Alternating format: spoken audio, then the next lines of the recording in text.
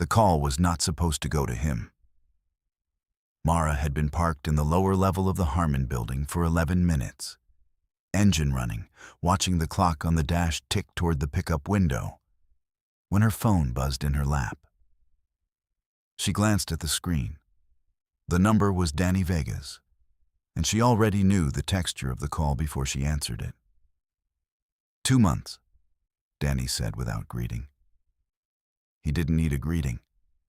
He had a posture that substituted for courtesy. Your father borrowed $12,000 from people I work for, Mara. That's not my number, that's their number, and they'd like it addressed. She kept her eyes on the garage entrance. She said, My father has been dead for 3 years. Right. A pause that was almost sympathetic. Which is why I'm asking you nicely. She knew what nicely meant coming from Danny Vega. It meant he had already calculated how much of her schedule he could disrupt before she lost the temp gig, and he had calculated just fine. The debt was fabricated, or close enough to fabricated that no court would have touched it. But courts took time and paperwork and a lawyer she couldn't pay, and Danny moved faster than any of that. He had already spoken to her building super. He had already left a note under her door. He had already let the silence between her and her landlord develop a specific quality, the kind that precedes an eviction filing by about 2 weeks. He was not going to stop because she asked him to. She had already understood that. She had run the options the same way she ran every difficult room, methodically and without comfort. And every exit she found had a cost she couldn't absorb right now. The temp assignment was the only current income. The building super was already waiting on the 2 months. A formal complaint against Danny would take weeks and a paper trail she didn't have. And in the meantime, he would apply pressure in ways that were technically deniable and practically effective. Because that was the specific skill he had refined over years of doing this to people who couldn't afford to resist him cleanly. She went for dispatch.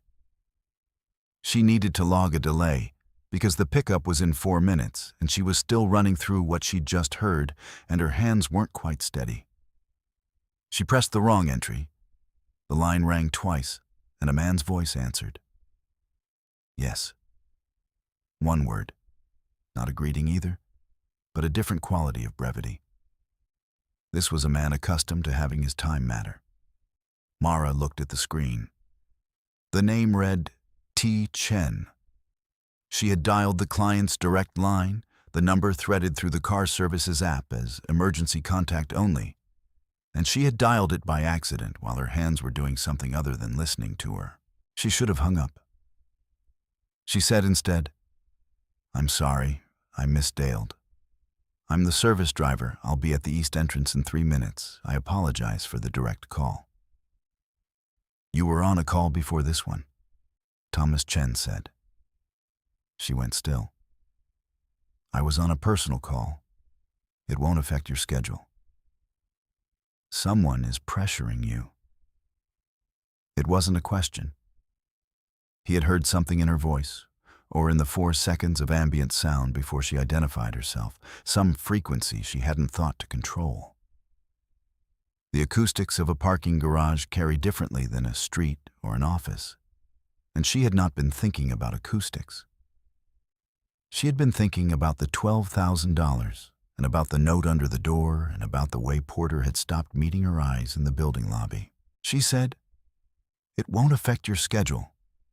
Again, because she didn't have another answer, and because the truth of it was none of his business. Pull around, he said. I'll be at the east entrance. He was there when she came around the corner. She had a photograph in the app, but photographs compressed people. He was taller than she expected, and he carried the stillness of someone who had long ago decided that movement should serve a purpose. Dark suit, white shirt, no tie.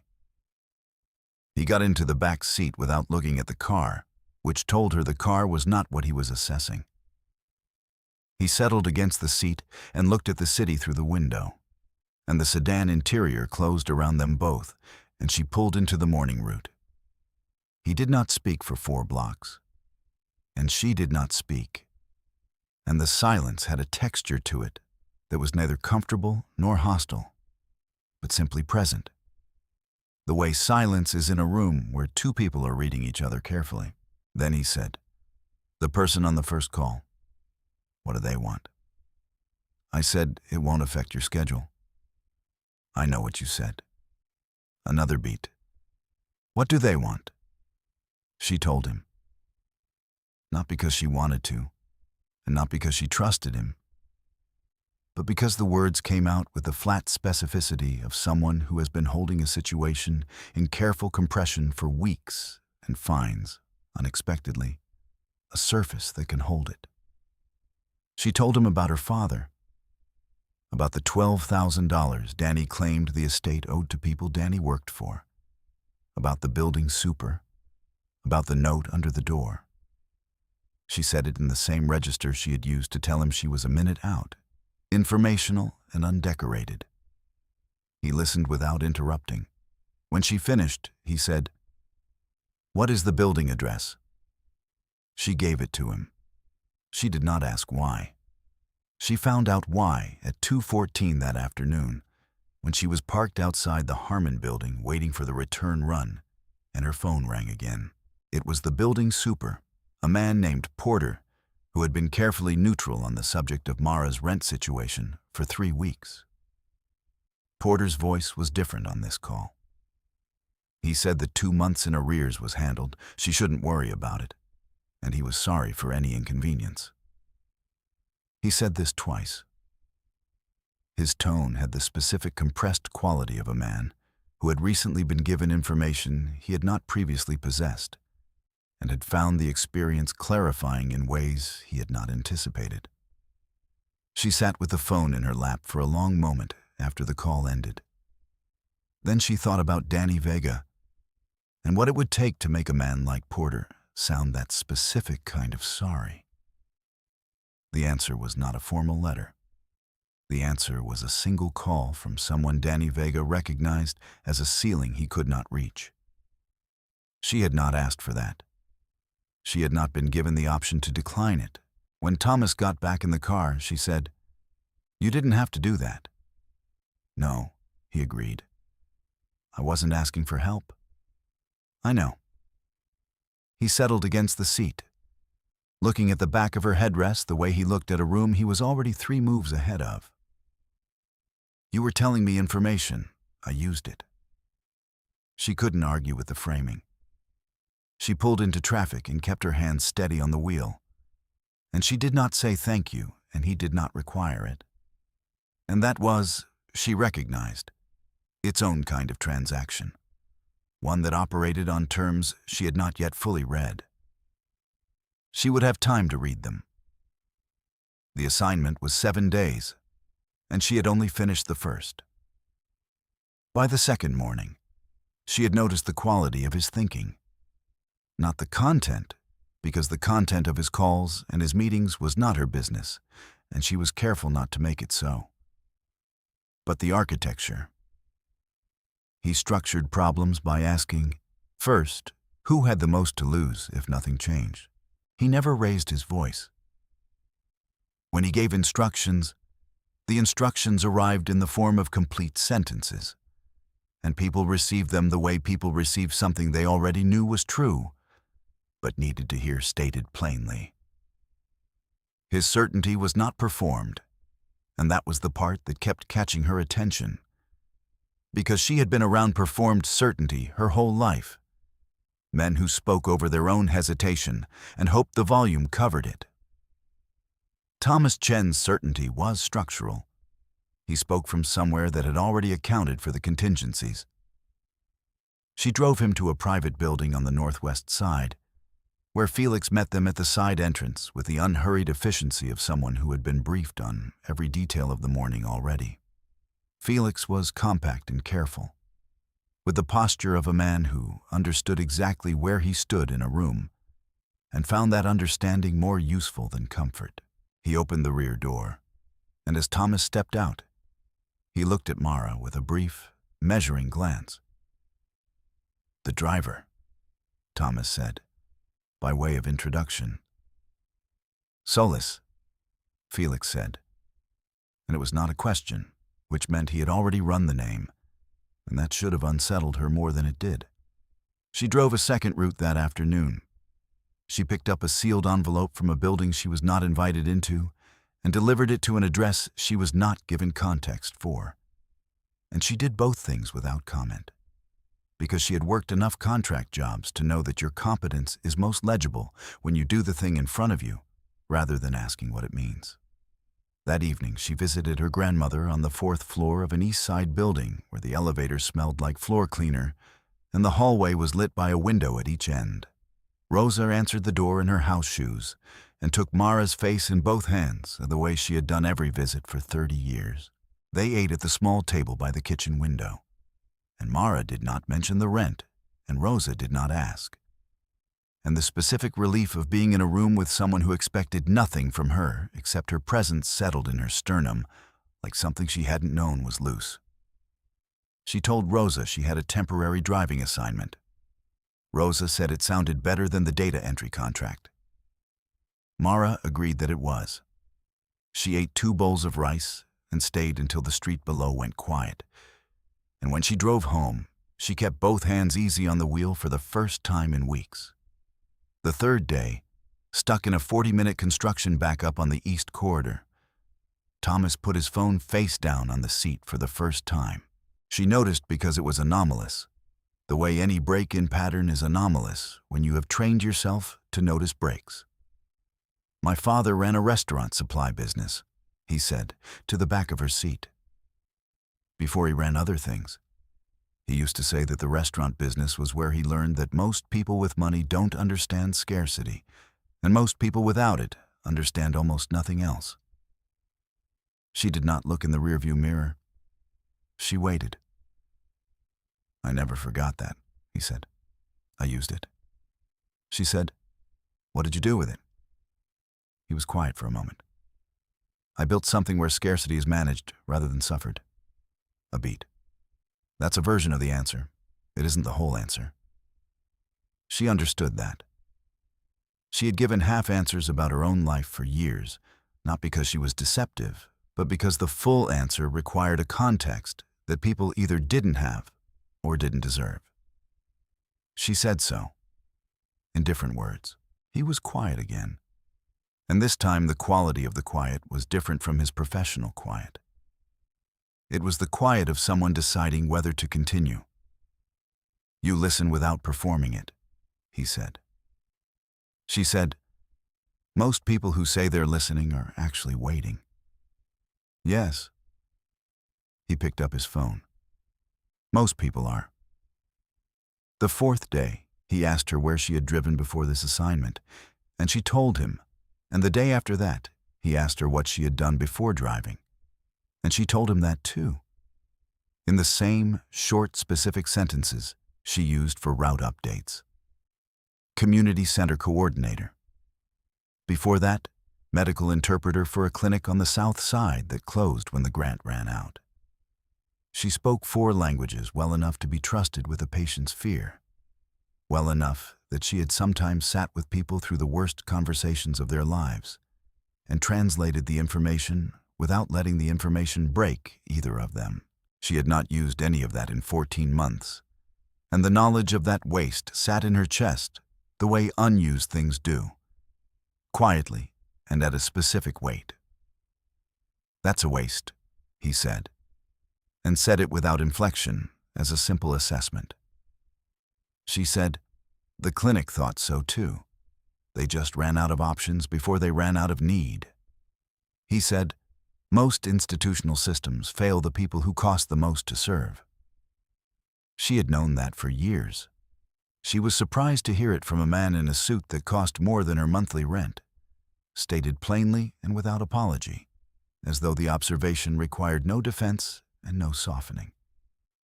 She looked at him in the mirror, briefly, and he was looking at the window.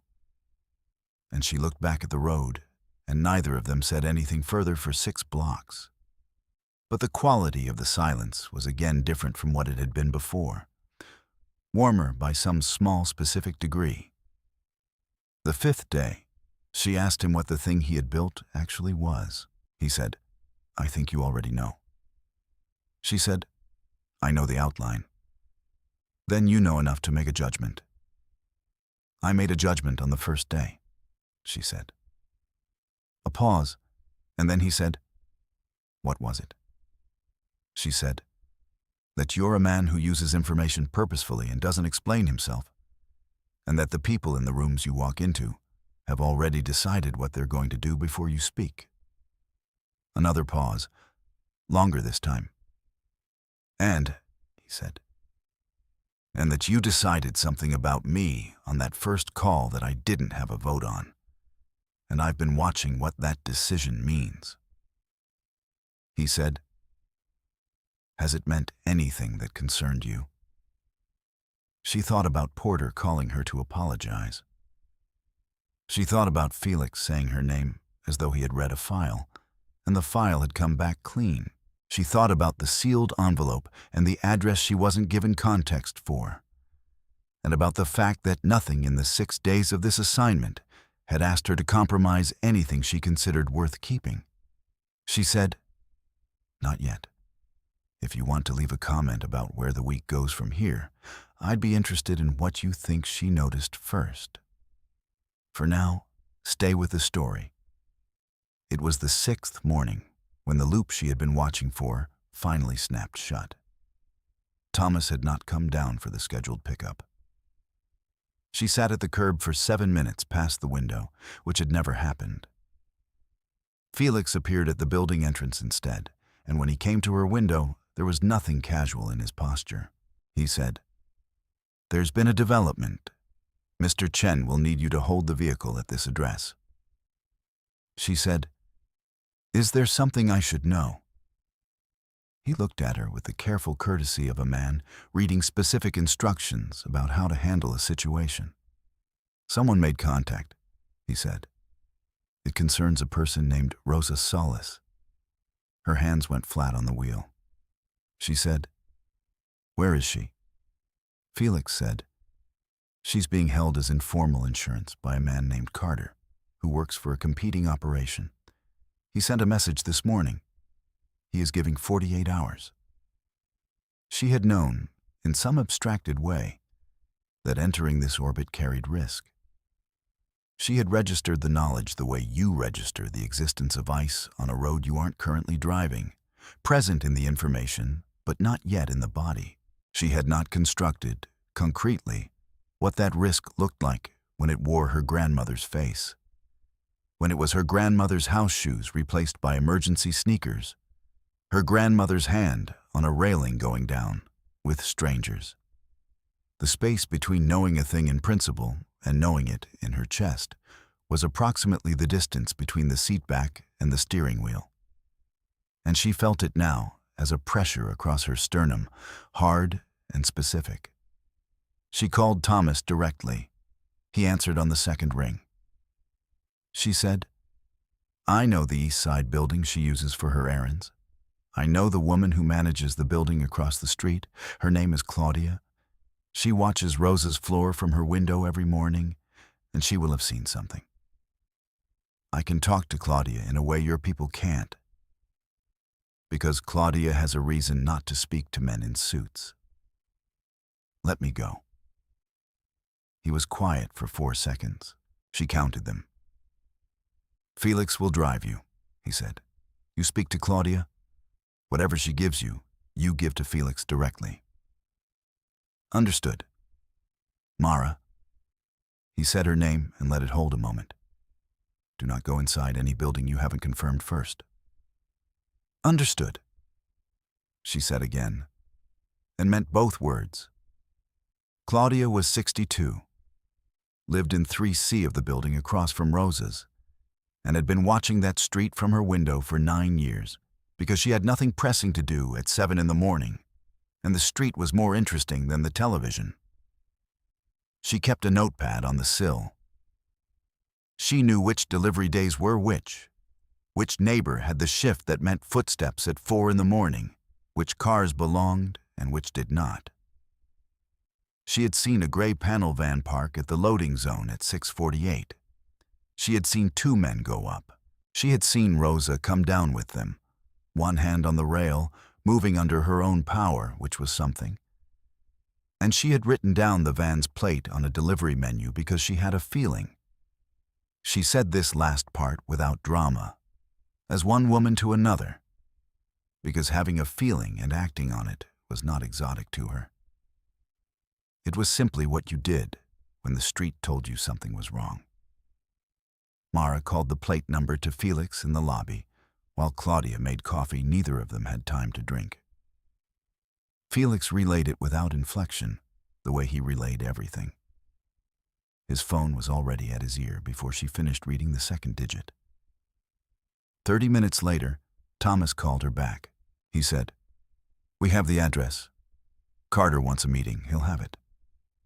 A pause. "Rosa is intact." She let out a breath that had been waiting since Felix's face appeared at her window. "She was frightened," Thomas said. "She will need to see you." "I know. Go to the safe address Felix has. Wait there. This will take 3 hours." It took 2 hours and 40 minutes. She did not ask what happened in those 2 hours and 40 minutes, because she did not need the specifics to understand the shape of it. Carter Osei had assessed Thomas's attention toward Mara as a soft point, a place where the organization's otherwise seamless exterior had developed a small human crack, and he had pressed it with the professional confidence of a man who had correctly read soft points before. He had not understood, until it was too late to revise, that the thing that made Thomas precise about everything else was the same thing that made his response to this particular press absolute. The precision was not a business habit. It was a disposition, and dispositions, when you press them at the place they are most engaged, do not yield. Carter's operation was not destroyed in any theatrical sense. It was simply removed from the spaces it had occupied. The people who had been taking Carter's money found, over the course of a single afternoon, that the positions from which they had been taking it no longer existed.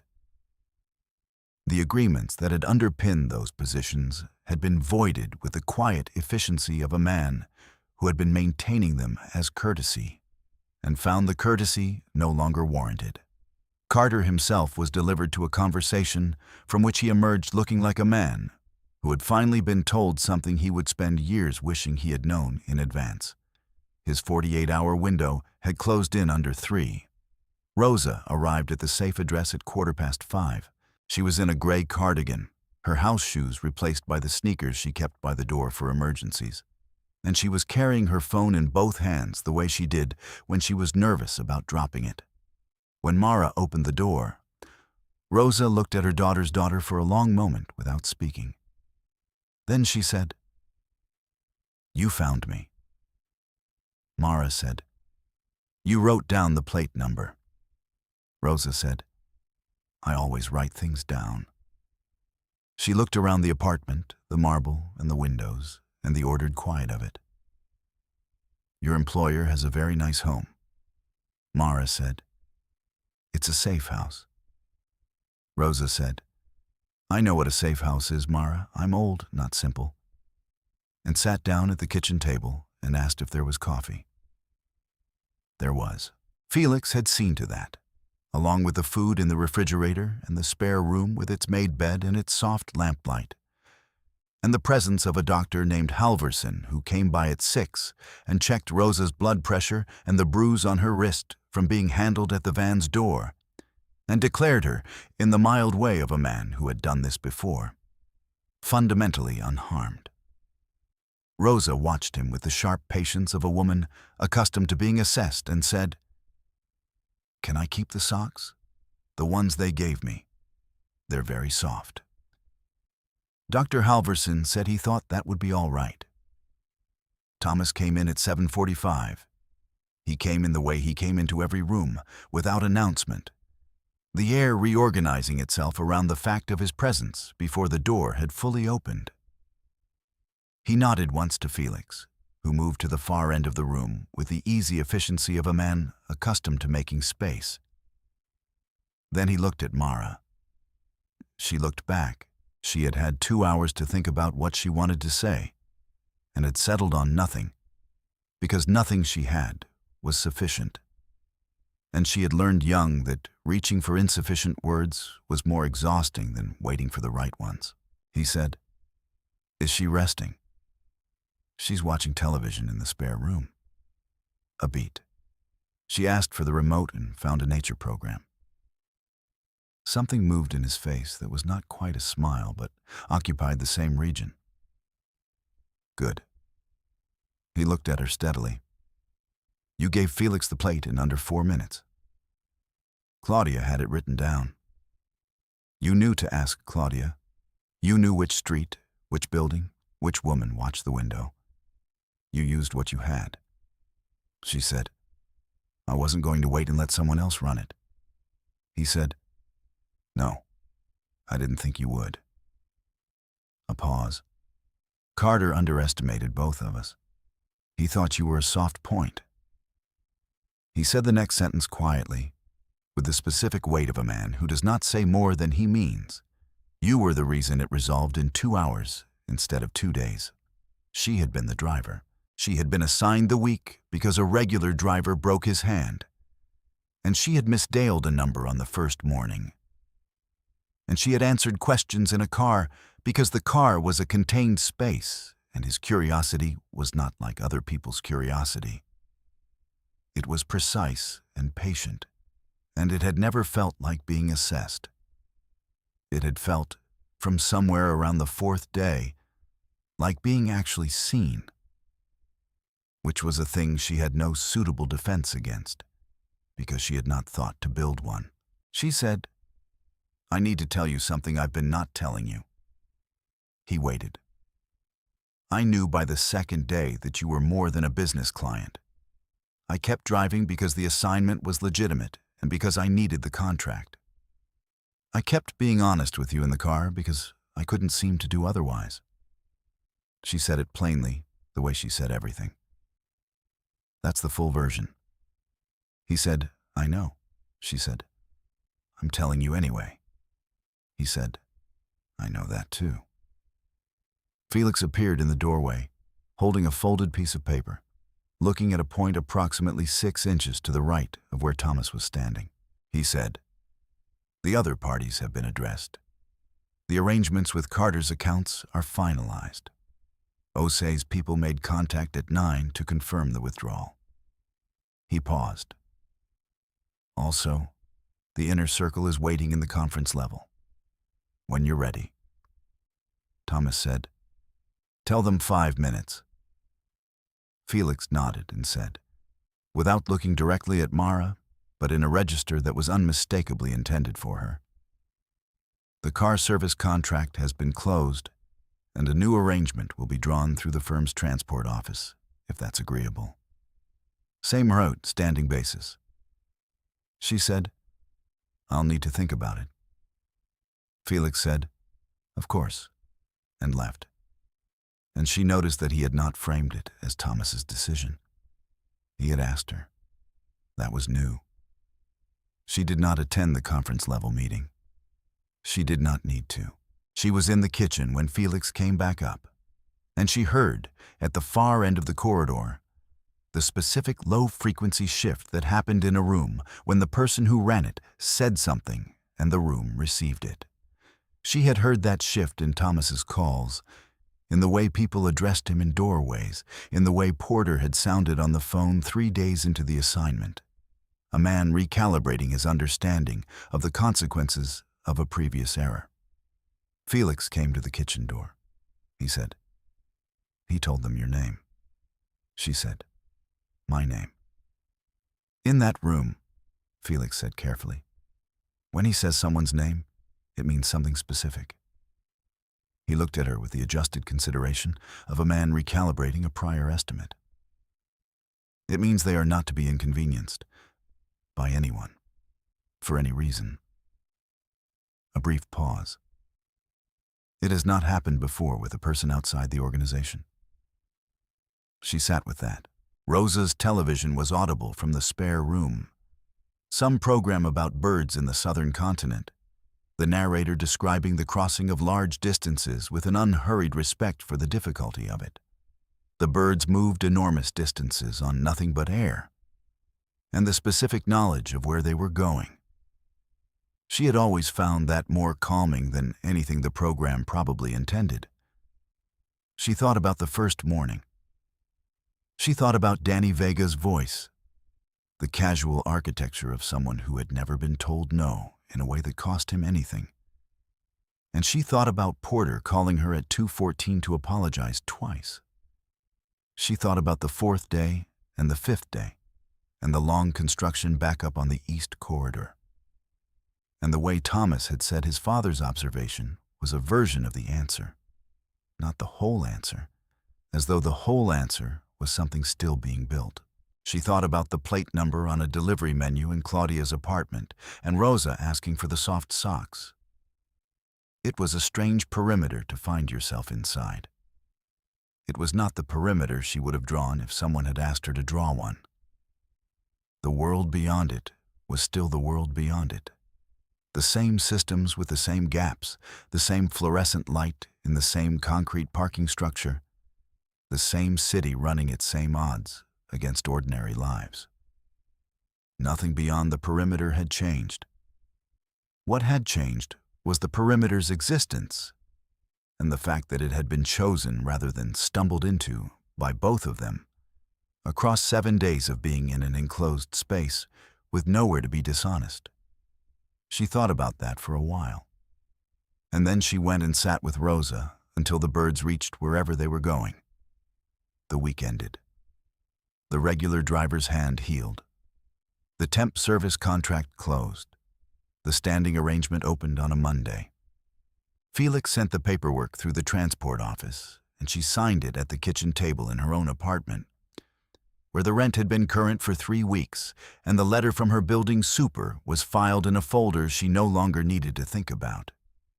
She called the arrangement what it was, which was a job, and it was. And it was also more than that. And she was capable of holding both truths at once, without needing to name the second one out loud. By the 3rd week of the new arrangement, the men at the building entrance nodded when she pulled up.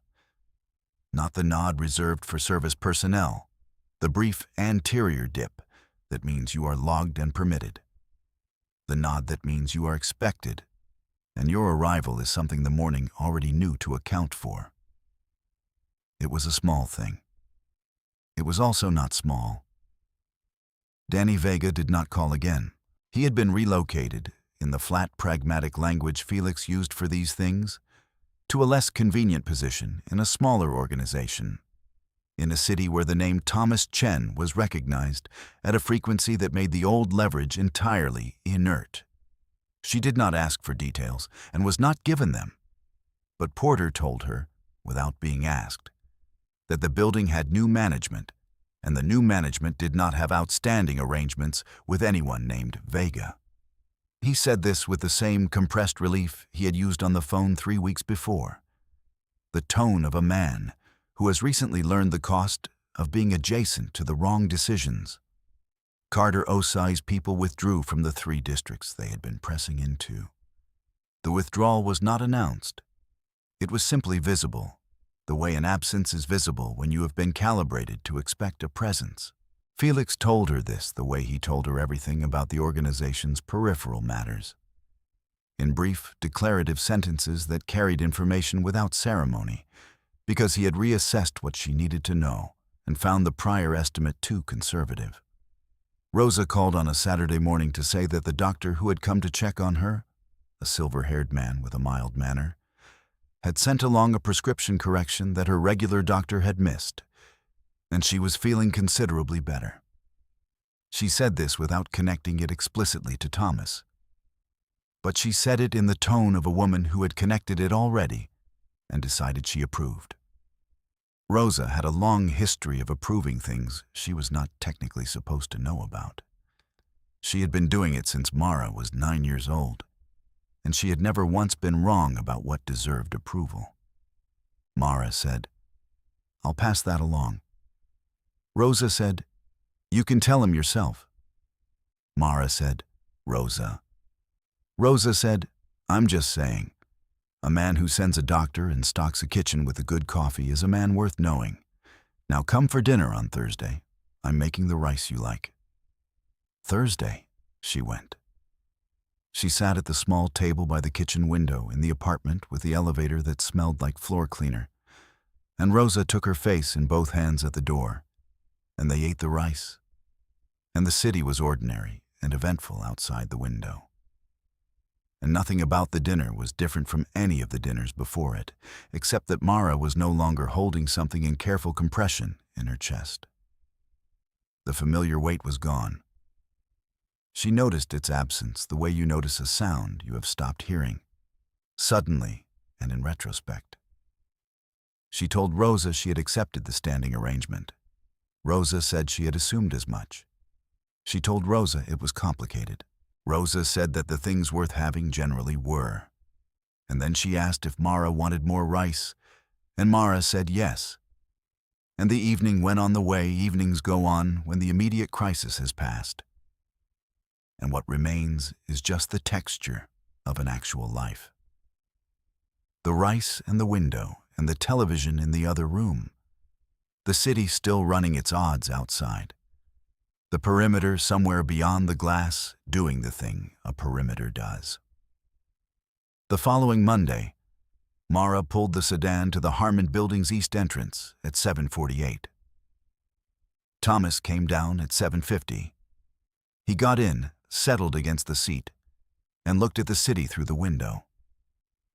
She pulled into the morning traffic, and they drove without speaking for 3 blocks, the way they had driven on the first morning, except that the silence now had a different architecture. It was the silence of 2 people who have already told each other the versions that matter and are not in a hurry to replace them with something smaller.